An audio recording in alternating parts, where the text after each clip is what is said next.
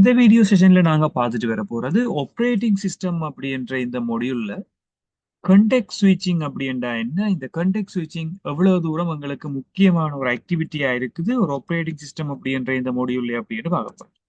So context ஸ்விட்சிங் அப்படின்ற name வந்து இதுல நான் டைப் பண்ணியிருக்கேன்.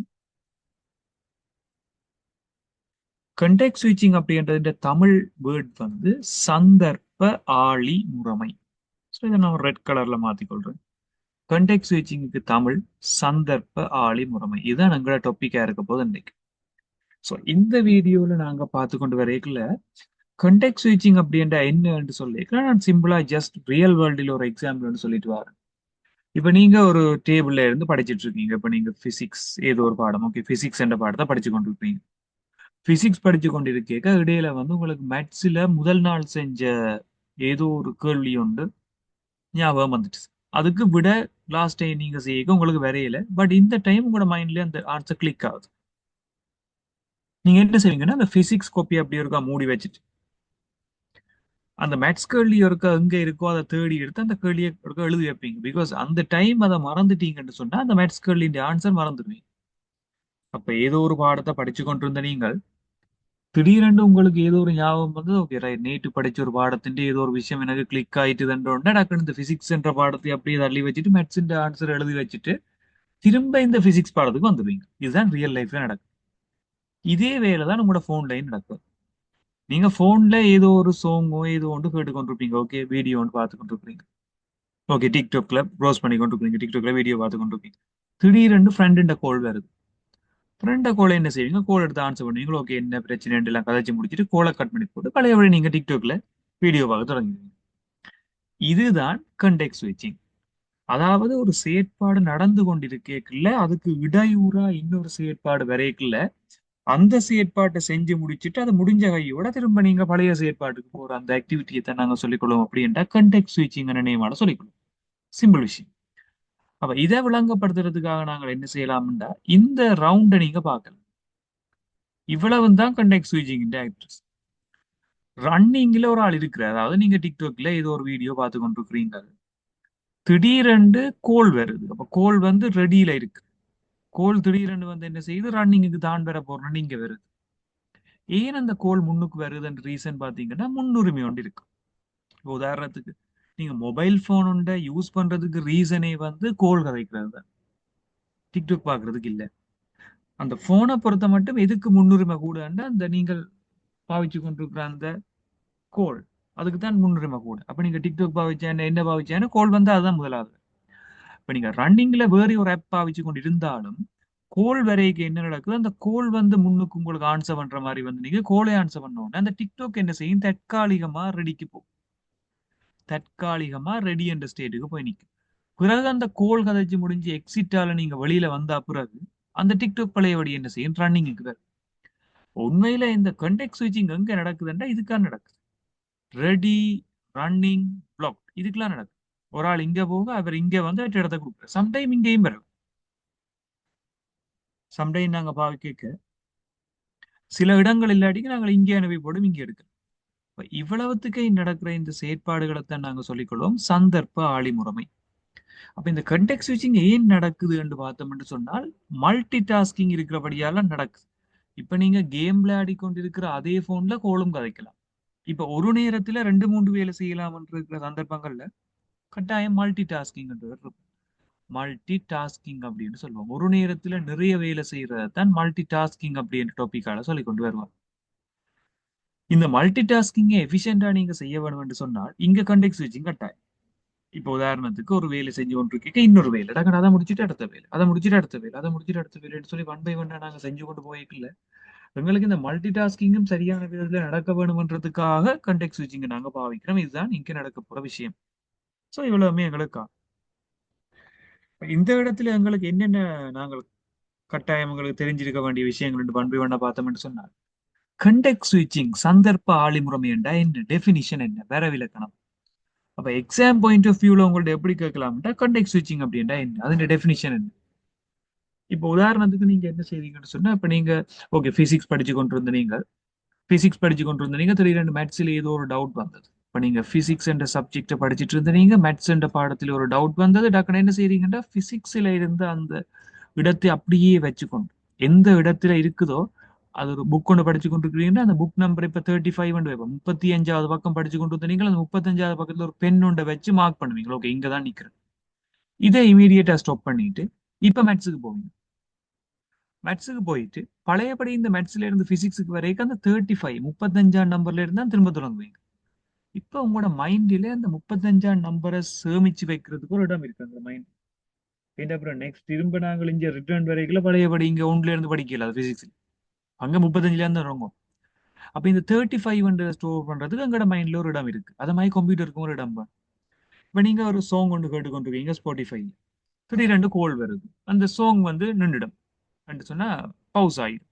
அப்புறம் நீங்க கோல் கதைச்சு முடிஞ்ச உடனே அந்த சோங்கை பிளே பண்ணினா எந்த இடத்துலயும் அந்த சோங் இருக்கோ அந்த இடத்துல இருந்தான் பிளே ஆகும். ஈவன் நீங்கள் ஒரு மூவி ஒன்று பார்த்து கொண்டு கேட்க கூட அந்த மூவி பார்த்து கொண்டு கேட்க கோல் வருதுன்னா அந்த மூவி அதுல பவுஸ் ஆயிடும். பிறகு நீங்க கோல் கதைப்பீங்க, கோல் கதைச்சு முடிஞ்ச உடனே மூவி எதுல நீங்க ஸ்டாப் பண்ணீங்களோ அதுல இருந்தா பிளே ஆகும். இதைத்தான் கண்டெக்ட் ஸ்விட்சிங்னு சொல்லுவோம், சந்தர்ப்ப ஆழி முறைமை. சோ சந்தர்ப்ப ஆழி முறைமையில ஒவ்வொரு ஸ்டெப்பையும் நாங்க நிப்பாட்டுறோம் தான் இடையில. பிசிக்ஸ் படிச்சு கொண்டு கேட்க 35வது பக்கத்துல நிப்பாட்டின மாதிரி நாங்களும் ஏதோ ஒரு வீடியோவையோ சோங்கையோ கேட்டு கொண்டு கேட்க ஒரு இடத்த நிப்பாட்டு அந்த இடத்தை சேமிச்சு வைக்கிறதுக்கு நாங்கள் ஒரு டேட்டா ஸ்ட்ரக்சரை பாவிக்கிறோம். அந்த டேட்டா ஸ்ட்ரக்சருக்கு பேர் பிசிபின்னு சொல்லிக்கொள்ளும். இந்த பிசிபியின் விரிவாக்கம் என்னன்னு சொன்னால் ப்ராசஸ் கண்ட்ரோல் பிளாக் அப்படின்னு சொல்லுவோம். ப்ராசஸ் கண்ட்ரோல் பிளாக் முறைவழி கட்டுப்பாட்டு தொகுதி அல்லது செயன்முறை கட்டுப்பாட்டு தொகுதி. ப்ராசஸ் கண்ட்ரோல் பிளாக் நினைவாள இதை நாங்கள் சொல்லிக்கொள்ளும். ஸோ ப்ராசஸ் கண்ட்ரோல் பிளாக் அப்படின்ற என்ன, செயன்முறை கட்டுப்பாட்டு தொகுதி என்ற என்னண்டா நாங்கள் எந்த இடத்துலயும் அந்த ப்ரொசஸை நிப்பாட்டி வச்சிருக்கிறோம்ன்றதை சர்வ் பண்ற ஒரு தரவு கட்டமைப்பு டேட்டா ஸ்ட்ரக்சர். டேட்டா ஸ்ட்ரக்சர் என்னன்னு கேட்டால் அது ஒரு கோடிங் கொண்டு எழுதியிருப்பினா அந்த கோடிங்ல என்ன இருக்குமெண்டா நீங்கள் ஒரு ப்ரோசஸை எந்த இடத்துல நிப்பாட்டி இருக்கிறீங்கள் அந்த நிப்பாட்டின இடத்துல இருந்துதான் திரும்ப அந்த ப்ரோசஸை ஸ்டார்ட் பண்ண வேணும். அப்படியான சந்தர்ப்பங்கள்ல பிசிபி அப்படின்றத நீங்க யூஸ் பண்ணலாம், ப்ரோசஸ் கண்ட்ரோல் பிளாக். இப்ப நாங்கள் டெபினிஷனுக்கு வரலாம், கண்டெக்ஸ்ட் ஸ்விட்சிங் என்ன. சோ நான் திரும்ப இதில் டைப் பண்ணி கொண்டு வரேன், கண்டெக்ஸ்ட் ஸ்விட்சிங். கண்டெக்ஸ்ட் ஸ்விட்சிங் என்றா சந்தர்ப்ப ஆழிமுறைமை. சந்தர்ப்ப ஆழிமுறைமை என்ற என்னென்று சொன்னால் குறித்த ஒரு செயன்முறையினை அந்த செயல்முறை கட்டாயம் என்ன செய்ய வேணும், ரன்னிங்ல இருக்கும். நீங்க டிக்டாக் பார்த்து கொண்டு இருக்கிறீங்க, இப்ப இந்த டைம்ல எடுக்கும். இப்ப இது என்ன சொல்லணும் என்றால் ஓடு நிலையில் காணப்படுகின்ற செயல்முறையினை ரன்னிங்ல இருக்கு தற்காலிகமாக இடைமறித்து, தற்காலிகமாக இடைமறிக்கிறேன்னா நிப்பாட்டுறீங்க, நிப்பாட்டிட்டு அதிண்ட நிலை ஒன்று இருக்கும், எங்க நிப்பாட்டிக்கு ஒரு நிலை ஒன்று இருக்கும், எங்க நிப்பாட்டுறீங்கன்ற ஒரு ஸ்டேட் ஒன்று இருக்கும். அந்த நிலையை கொண்டு வந்து பிசிபியில சேமிக்கும், ப்ரோசஸ் கண்ட்ரோல் பிளாக். சேமிச்சா திரும்ப அதே இடத்துல இருந்து ஓடலாம். அப்ப இதுக்கு நீங்க சொல்லிக் கொண்டு வரைக்க குறித்த ஒரு செயன்முறையினை அல்லது ஓடு நிலையில் காணப்படுகின்ற செயன்முறையினை தற்காலிகமாக இடைமறித்து அதன் நிலையினை பிசிபியில் சேமிக்கின்ற செயற்பாடானது கண்டெக்ஸ்ட் ஸ்விட்சிங் எனப்படும். அவ்வளவு. ஓடு நிலையில் காணப்படுகின்ற செயன்முறையினை தற்காலிகமாக இடைமறித்து அதன் நிலையினை, நிலை என்றது வந்து ஸ்டேட், அதன் நிலையினை பிசிபி எனும் தரவு கட்டமைப்பில் சேமிக்கின்ற செயற்பாடு ஆனது கண்டெக்ஸ்ட் ஸ்விட்சிங் சந்தர்ப்ப ஆழிமுறைமை எனப்படும். Context switching is a technique which is used to pause a process in running state and storing the state into the PCB data structure is known as context switching.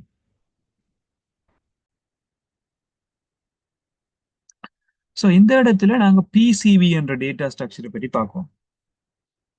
So PCB அப்படின்றது expansion நான் முதலே சொன்ன மாதிரி process control block அப்படின்னு நேமால சொல்லிக்கொள்ளும், process control black.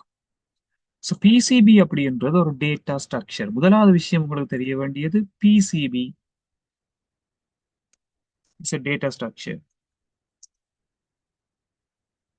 தரவு கட்டமைப்பு. பிசிபி அப்படின்றது ஒரு தரவு கட்டமைப்புன்றது உங்களுக்கு முதலாவது விளங்கணும். தரவு கட்டமைப்பு சொன்னா அது ஒரு ப்ரோக்ராம், ஒரு கோடிங் எழுதி வச்சுக்கணும், அவ்வளவு. PCB is a data structure.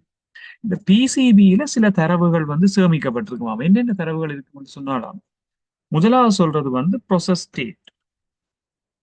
Process state அப்படின்னு சொல்லிக் கொடுக்கும், அதாவது முறை வழியின் நிலை. அடுத்து ப்ரொசஸ் ஐடி என்று சொல்லும், இது ஓர்டர்ல வர வேண்டிய இல்ல, எப்படியும் எழுதலாம். ப்ரொசஸ் ஐடி என்று சொல்லி இன்னொன்று. ஸோ ப்ரொசஸ் ஸ்டேட் இருக்கு, அடுத்து ப்ரொசஸ் ஐடி என்று சொல்லி இன்னொன்று ரெண்டாவது. அடுத்த விஷயம் வந்து ப்ரோக்ராம் கவுண்டர் அப்படின்னு மாதிரி சொல்லிக் கொள்வோம், அதாவது செய்நிரல் எண்ணி என்று சொல்ற நாங்கள் ப்ரோக்ராம் கவுண்டர். அடுத்த ப்ரியோரிட்டி. ப்ரியோரிட்டி அப்படின்றது வந்து முன்னுரிமை என்று சொல்லிக் கொள்வோம். ப்ரியோரிட்டி முன்னுரிமை. அடுத்து வந்து பாயிண்டர் என்ற நியமான சொல்லிக் கொள்வோம், அது ஒரு அடையாளப்படுத்துற மாதிரி பாயிண்டர். ஸோ லாஸ்டா நாங்க சொல்லிக் கொள்ளலாம் மெமரி மேனேஜ்மெண்ட் யூனிட். யூனிட்னு சொல்லாம இன்ஃபர்மேஷன். ஸோ அது இன்னொரு கான்செப்ட் வந்து மெமரி மேனேஜ்மெண்ட் இன்ஃபர்மேஷன் அப்படின்னு சொல்லி இதில் நாங்கள் நோட் பண்ணி கொண்டு வருவோம். Memory manage information. ஸோ இதை நாங்கள் சொல்லிக் கொள்ளலாம் எம்எம்ஐ. இப்படி ஒரு 6 விதமான டேட்டா எங்களுக்கு வந்து பிசிபி என்ற டேட்டா ஸ்ட்ரக்சர்ல வந்து ஸ்டோர் ஆகி இருக்குமா.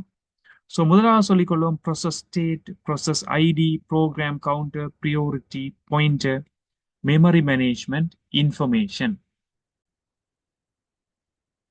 இந்த இடத்துல பிசிபில இருக்கிற 6 விதமான கம்போனன்ட்ஸ். இதை விட நிறைய ஆப்ஷன்ஸ் எங்களுக்கு இருந்தாலும் இந்த 6 type of characteristics of the points இவ்வளவுதான் நாங்க அதுல சேவ் பண்ணி வச்சிருக்கிற மெயினான விஷயங்களா. இது ஓகே என்று சொல்லி சொன்னா இதுல சாம்பிள் கொஸ்டின் ஒன்று இதுல எங்களுக்கு பார்க்கக்கூடிய மாதிரி இருக்கும். இதுல ஒரு கேள்வி உண்டு. பணி செயல் முறைமை ஒன்றில் முறைவழி கட்டுப்பாட்டு தொகுதி அப்படின்னு சொல்லி ஒன்று இருக்கு. அந்த முறைவழி கட்டுப்பாட்டு தொகுதி தான் பிசிபி என்ற மாதிரி சொல்லியிருக்கணும். இதுல என்னென்ன விஷயங்கள் வந்து பிசிபில இருக்கும் என்ற மாதிரி கேட்டுக்கொண்டு வரணும். ஸோ இதுதான் இந்த இடத்துல உங்களுக்காக கேட்ட கேள்வி. ஏபிசி அப்படின்ற ஸ்டேட்மெண்ட் போட்டு அதுல எது எது இருக்குன்ற மாதிரி கேட்டிருக்கணும். ஒன் பை ஒன்னா இதுக்கு ஆன்சர்ஸ் நாங்க செக் பண்ணிட்டு வருவோம். ஸோ இந்த இடத்துல ப்ரொசஸ் ஸ்டேட் வந்து எங்களுக்கு தந்திருக்கணும். அதை விட பார்த்தோம்னு சொன்னால் ப்ரொசஸ் ஐடி தந்திருக்கு, ப்ரோக்ராம் கவுண்டர். ஸோ எல்லாமே ஓகே. ஏபிசி எல்லாமே வந்து ஒரு பிசிபி என்ற டேட்டா ஸ்ட்ரக்சர்ல இருக்கக்கூடிய பண்புகள் அல்லது அது சில பாயிண்ட்ஸா இருக்கு. ஸோ இப்படியான கொஸ்டின்ஸ் வந்து நாங்கள் எக்ஸ்பெக்ட் பண்ணிக்கொள்ளலாம் பிசிபி சம்பந்தமான சில விஷயம். ஸோ இதுல நாங்க இந்த 5 ஸ்டேட் டயக்ரத்தை வச்சுக்கொண்டு கண்டெக்ட் ஸ்விட்சிங் அப்படின்ற என்னென்ன விஷயத்தை பார்த்துருந்தோம். அடுத்ததா நாங்க சின்ன ஒரு விஷயம் பார்க்க போறோம் இதுல எப்படின்னு சொன்னால், இந்த கொமனா நாங்க இந்த கண்டெக்ட் ஸ்விட்சிங் அப்படின்ற ஒரு சினாரியோ நாங்களோட கேட்கல. கண்டெக்ட் ஸ்விட்சிங்ல நடக்கிற சில ஆக்டிவிட்டிஸ்ல long term, short term, mid term அப்படி என்று சொல்லி நாங்க இந்த ப்ரொசஸ் ஷெடியூலிங் நாங்க டைப் பண்றதை பற்றி ப்ரீவியஸ் வீடியோஸ்ல பார்த்துருந்தோம். ஸோ இந்த 5 ஸ்டேட் டயக்ரத்தை வச்சுக்கொண்டு அதை நாங்க கம்பேர் பண்ணுவோமா இருந்தா அகைன் நியூல இருந்து ரெடிக்கு ஒரு ப்ரொசஸ் வந்து டிரான்ஸ்ஃபர் ஆகுமா இருந்தால் நியூ டு ரெடி அப்படின்றத நாங்க லாங் டேர்ம் ஷெடியூலர் அப்படின்ற கேட்டகரிக்கு எடுத்துக்கணும். Long term scheduler. So ready to running அப்படின்ற இந்த டைப்பை நாங்கள் எடுப்போமா இருந்தா இதை நாங்க ஷார்ட் டேர்ம் ஷெடியூலர் அப்படின்ற இந்த கேட்டகரிக்கு எடுத்துக்கணும். ஷார்ட் டேர்ம் ஷெடியூலர் அப்படின்னு சொல்லி இந்த கேட்டகரிக்கு எடுத்துக்கணும். ஸோ அதே மாதிரி மிட் டேர்ம்ன்றது வந்து 7 ஸ்டேட் டயக்ரத்துல நாங்க மென்ஷன் பண்ணிக்கணும். இது short term and long term வந்து new to ready, then ready to ரன்னிங்ன்றத ஷார்ட் டேர்ம் எடுத்துக்கொள்ளும், நியூ டு ரெடின்றது லாங் டேர்ம். தென் மிட் டேர்மை பற்றி நாங்க ப்ரீவியஸ் வீடியோ செஷன்ல கதைச்சிருந்தோம். ஸோ அந்த வீடியோஸ் உங்களுக்கு தேவைன்னு சொன்னா எங்களோட பிளேலிஸ்ட்ல இருக்கிற ப்ரீவியஸ் வீடியோ ப்ளே பண்ணி நீங்க பார்த்துக்கொள்ளலாம். ஸோ இந்த வீடியோ செஷன்ல நாங்க பார்த்திருந்தோம் கண்டெக்ட் ஸ்விட்சிங் அப்படின்னு சொன்னாலே, தென் இந்த கண்டெக்ட் ஸ்விட்சிங்ல இருக்கிற பிசிபி டேட்டா ஸ்ட்ரக்சர் பற்றி ஃபுல்லாவே பார்த்திருந்தோம். நெக்ஸ்ட் வீடியோல இந்த ஆப்ரேட்டிங் சிஸ்டத்தின் ப்ரொசஸ் ஷெடியூலிங் அப்படின்றத பற்றி பார்த்துட்டு இருக்கோம். தேங்க்யூ.